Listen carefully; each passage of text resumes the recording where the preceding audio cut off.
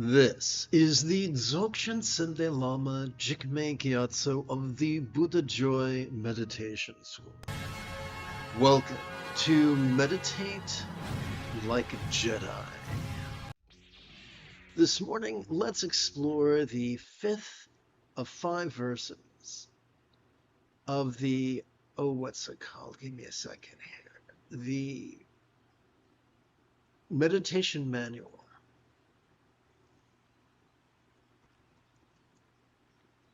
Composed by the great Buddhist reformer Vajra of the Swat Valley.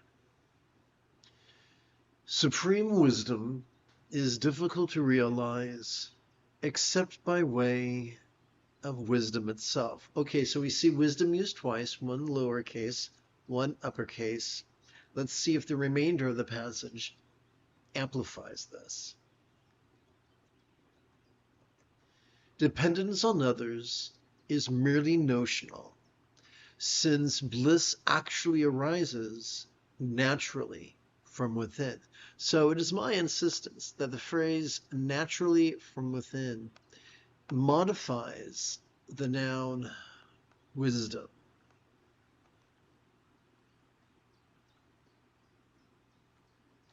Okay, so let's see if we can't make this a trifle more practical. And to do that, I'm going to shift to a set of visual aids.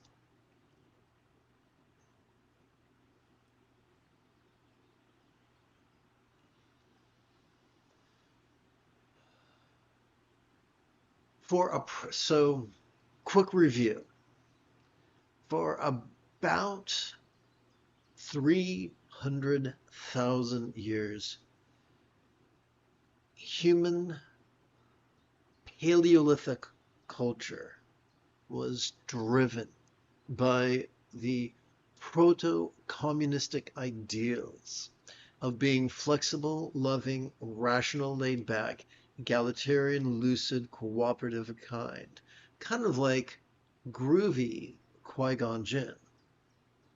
Sadly, after about 287,000 years,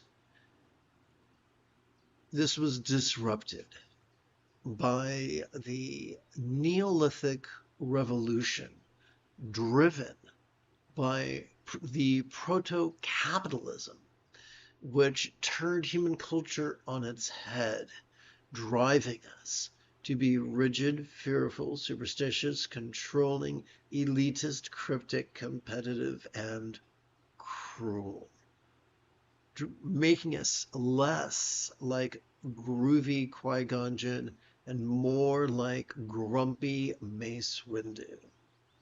This is probably why Sturgeon's law reminds us that 90% of everything sucks.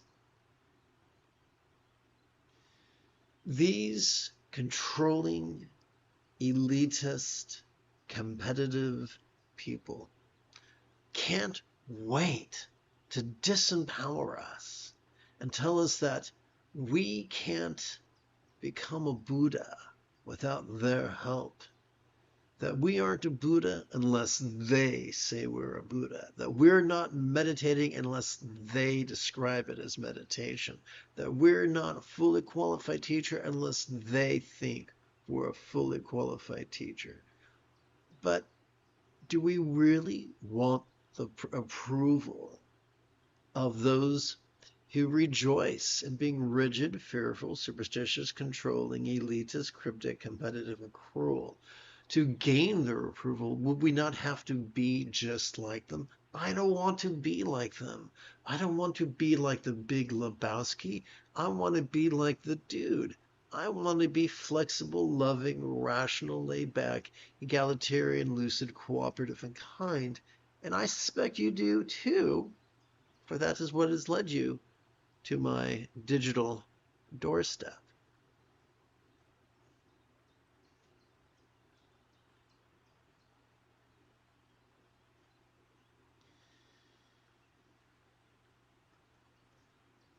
So no, Dorothy, no, Virginia, we don't need the blessings of a real or imagined guru or Roshi or Ajahn or Lama. Why is that? Bliss actually rises naturally from within.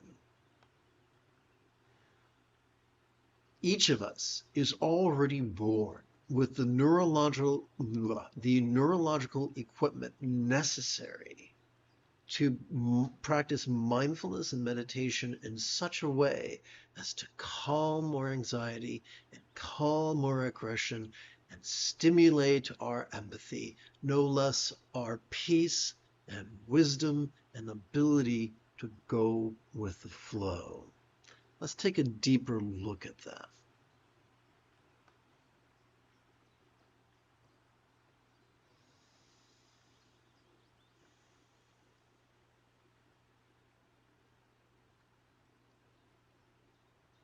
Going to tap this bit. Here we go.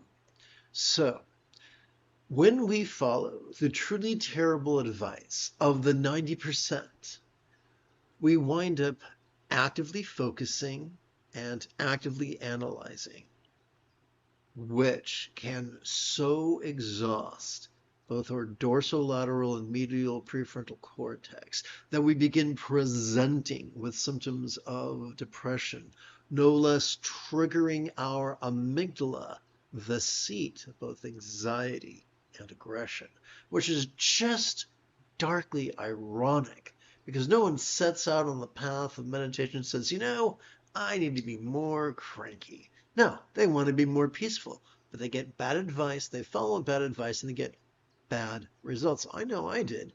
Probably you too.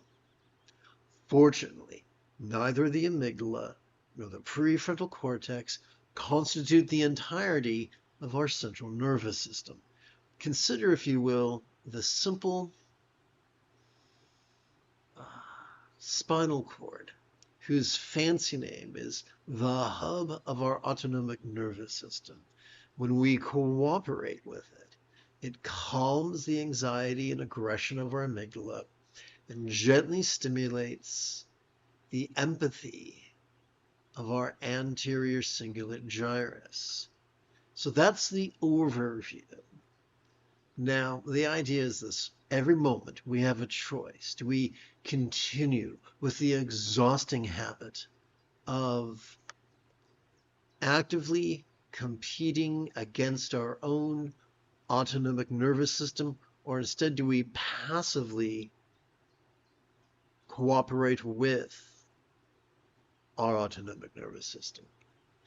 The $64,000 question is, how do we do that? Glad you asked. We'll begin with mindfulness. Every time we inhale, we are wired to automatically access the middle bit of our spinal cord. That could be described as the hub of our sympathetic nervous system. It has evolved to help us to notice in a very special way. It has evolved to help us to vulnerably, passively, viscerally, randomly, and fleetingly notice all mind's antics of perception, seeing, hearing, feeling, tasting, smelling, and the like, including the full spectrum of human emotions, intentions, cognitions, recollections, and imaginings. All of them, from the external to the internal, from the physical to the mental, from the pleasurable to the painful, from the interesting to the boring, from the glorious to the grotesque. Fools and fiends will shame us for what we feel, but the truly enlightened will remind us that merely perceiving is not villainous. Noticing what we are feeling is not wrong.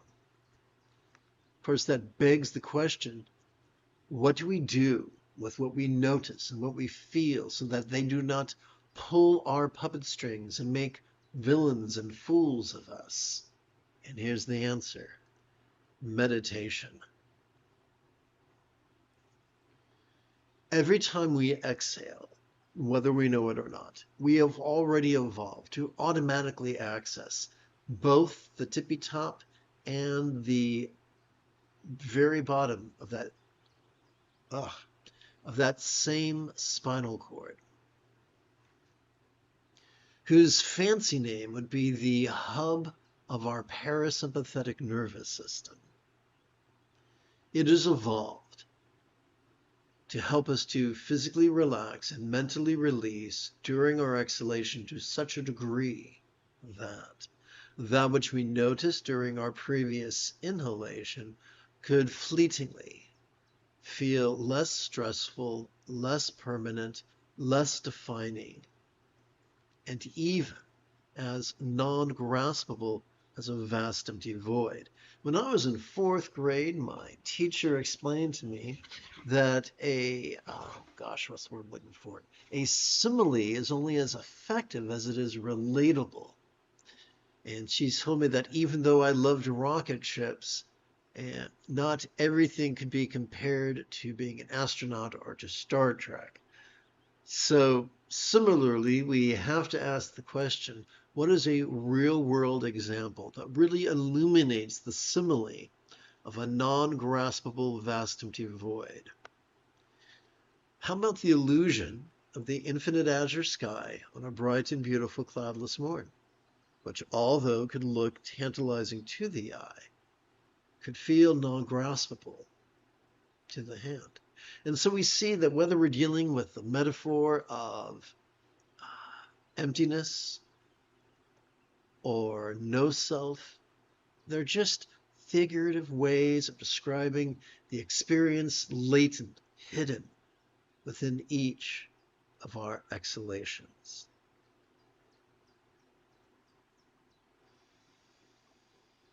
So powerful is the simple act of cooperating with our inhalation and our exhalation that and that alone is all that is required for us to intuitively practice the remaining 6 folds of the Buddha's 8-fold path. The more we practice mindfulness and meditation once every 12 hours or so, the more we cannot help but notice impermanence and emptiness.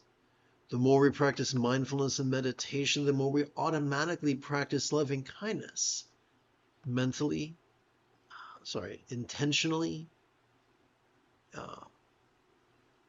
in a manner that affects our intention and communication and conduct and commerce. The more we play with mindfulness and meditation, perhaps once every 12 hours or so, the more we practice the right effort or effortless effort or wu wei or go with the flow.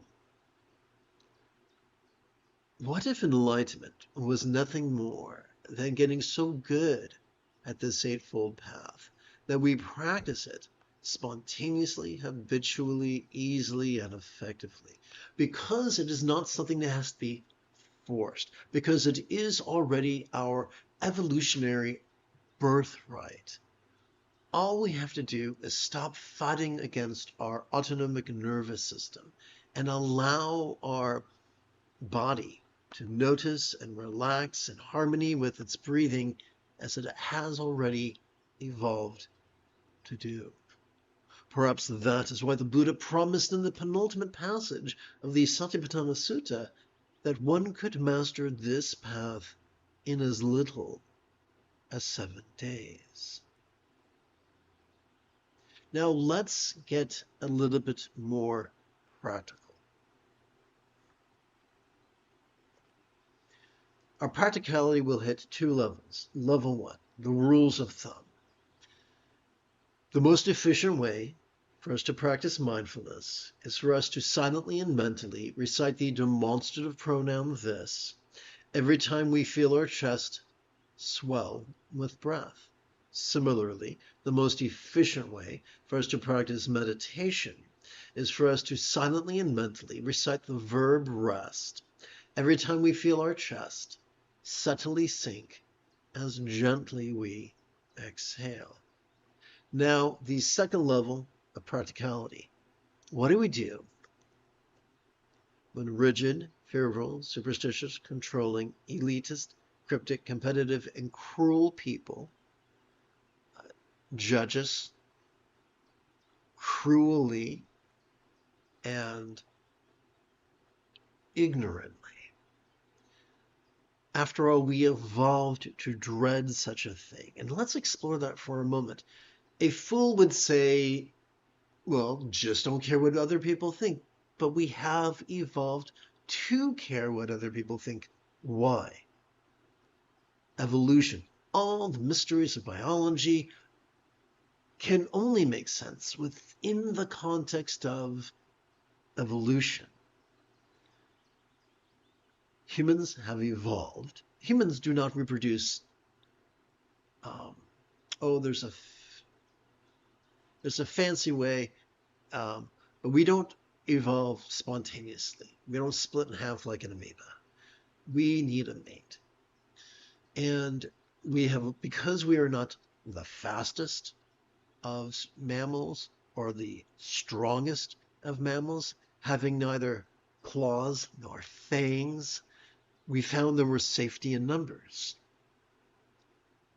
And so whether we call humans a pack or a herd or a tribe, those most loved by the herd get the best eating and mating and safety opportunities. And those who are the least loved and valued by the herd get the worst eating and mating and safety opportunities.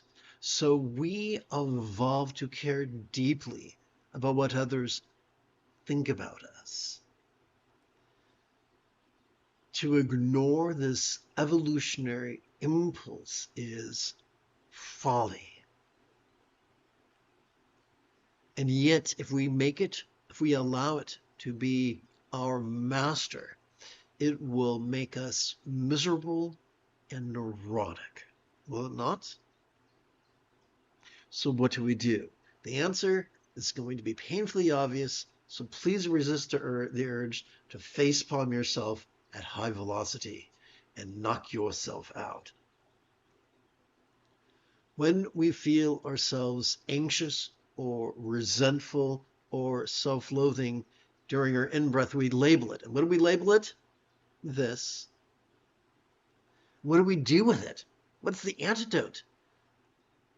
When it's time for us to exhale, and it always is, we simply silently and mentally recite the verb rest. Now, this is not a magic incantation like that wonderful scene from Fellowship of the Ring, enter friend, speak friend and enter.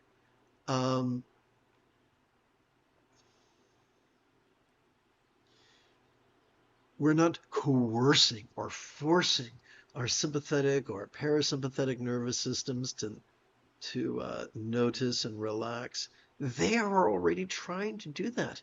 We're just speaking to our sense, our illusion of will and volition, and instructing it the way as in junior high when we learned basic programming.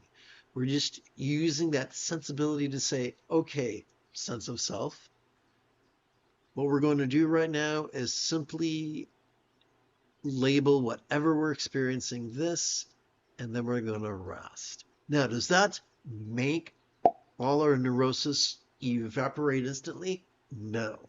Does that make people pull their heads out of the warm, dark place they sometimes keep their heads?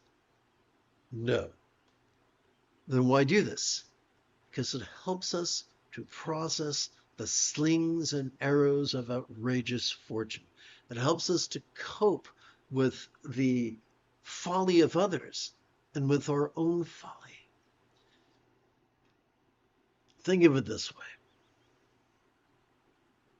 When I was a kid, I used to read Peanuts comics. And Lucy Van Pelt described herself as a fuzzbudget. She defined herself by her ability to boss others on the playground. Contrast that with the idea of a grandfather, on a bench watching his grandchildren playing in the sandbox. He's aware of what's going on, but he's bemused by the folly of their games. Playing, cooperating with our autonomic nervous system in a manner described as mindfulness and meditation transforms us from a Lucy Van Pelt to a bemused grandfather. It transforms us from a grumpy Mace Windu to a groovy Qui-Gon Jinn. Both, good things and bad things happen in the universe shared by Mace Windu and Qui-Gon Jinn. The difference is their reaction to them. Mace had a very rigid and controlling response. Qui-Gon had a very flexible and laid-back response. If we want to be happy, we got to be less like Mace and more like Qui-Gon. We got to be less like the Big Lebowski and more like the dude.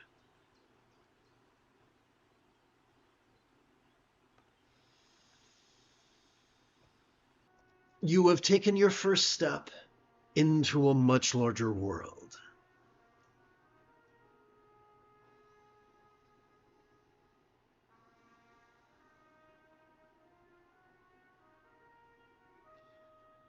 If you feel that I have earned it, you could give this live stream a thumbs up. For Meditate Like a Jedi is made possible thanks to the generosity of viewers just like you.